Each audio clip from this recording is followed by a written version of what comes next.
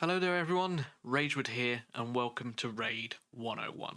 In this series we're going to be covering the very basics of Raid, starting from creating your account all the way through to the various dungeons and bosses that are in the game. Now what we won't be doing is covering any of the hard dungeon content, any of the Doom Tower hard content either.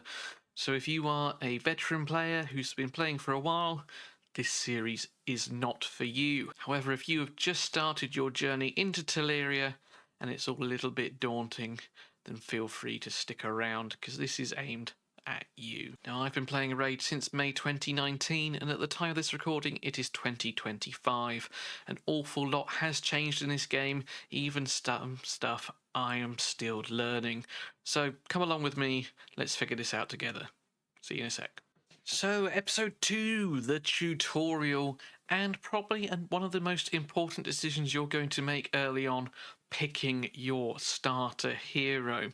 So, we're going to play through this little tutorial together, and I'm going to explain on which hero you should probably pick, but ultimately the choice is yours. Now, if you're like me, you're going to just click through a lot of the story, even when I've never played a game before, and it quite easily shows you what you need to do. So we're going to click this guy here, and we're going to shoot him in the head with a couple of arrows. Very glorious. Hunting orcs, we're going to keep running through. We're going to come to the second wave here, and then our mage here is going to cast this big spell just here. Spoiler alert. This mage is the one that you should pick if you want to get a very decent start early on. But again, I will explain why. Now we have a big bad dragon coming along here now. And our elf lady, unfortunately, gets eaten alive. Now the team's going to rally together and all cast their abilities, but ultimately get charred. The Arbiter then tells us that she can revive one of these heroes, but only one. And this is where we make the important decision. Now, over the top of this recording, I'm going to put a very quick snapshot with a 1, 2, 3, 4 written over the heroes. Now, that is the order that I would pick them in, again, at the time of this recording. So we have Kale here. He is a dark elf. Now, what makes Kale so good? What does he do? So his first attack has poisons.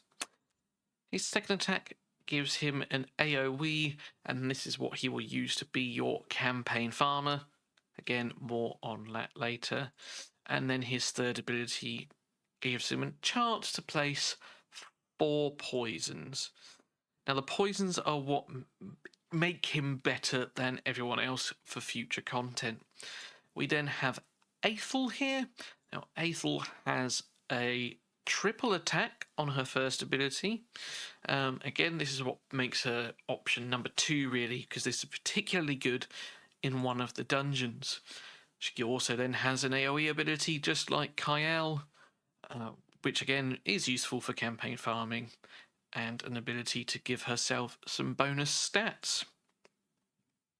The other 2 options then, Elhain, number 3, she has 2 AoE abilities, which is nice, and again makes her good for campaign farming. And then her first, or her basic ability, has the opportunity to attack twice if you land a critical hit. Now 2 is less than 3, which is why she's not quite as good as Aethel.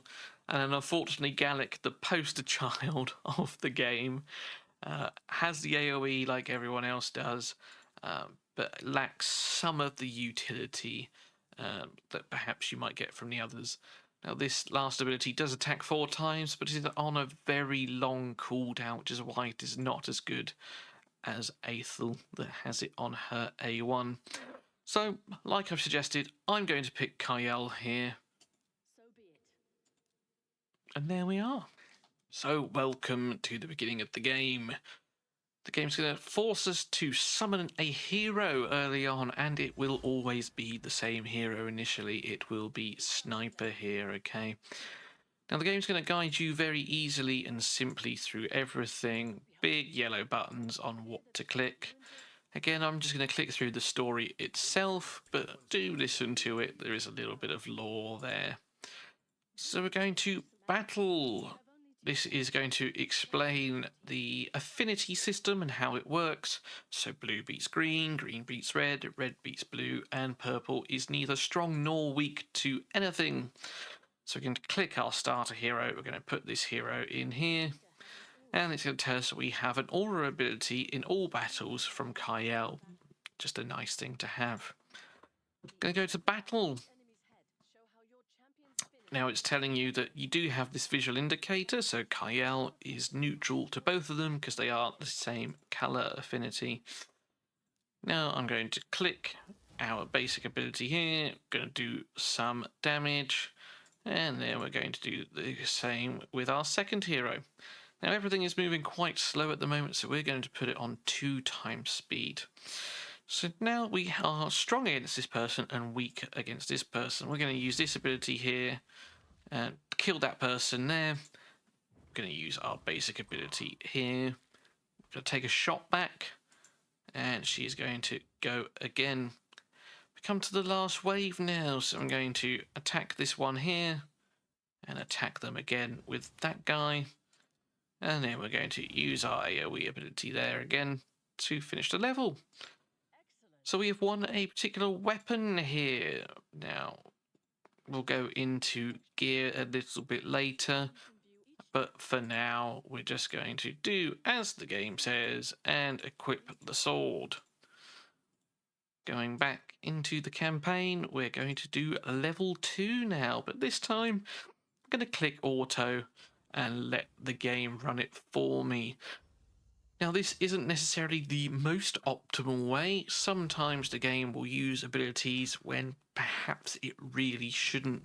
But from a laziness point of view, and this early on, you're probably going to be alright.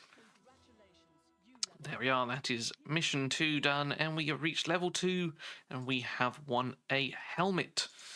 So if we go to the campaign, we're going to put the helmet onto our starter hero. And in doing that, we have got a set of gear together, and that set gives us 15% HP. Now the game is going to tell us to upgrade the item. Now, as you can see here, the upgrade chance, it is certain, so it is definitely going to happen for these first few levels. Once we reach level 4, it will then drop to high, not certain, so I don't know what the exact percentage is, but as you go up, it will drop to medium and in a very low chance. And that is the tutorial. So we're going to cut this short here in a moment. Right now there is an Alice chase going on. Normally there is a shaman chase instead, so you'll get an epic hero rather than Alice in Wonderland here. But the game does many of these throughout its yearly cycle, so do keep an eye out because there is a chance you'll get some nice gear. And that's it. So I'm going to leave that there for now. That is the tutorial and the hero that I think that you should pick early on. As we move through, we're going to talk about missions and various things like that later on in the series, but we're going to keep these short and sweet. So take care, look after yourselves, work hard, but as always, play harder, and I'll see you in another one soon. Cheers.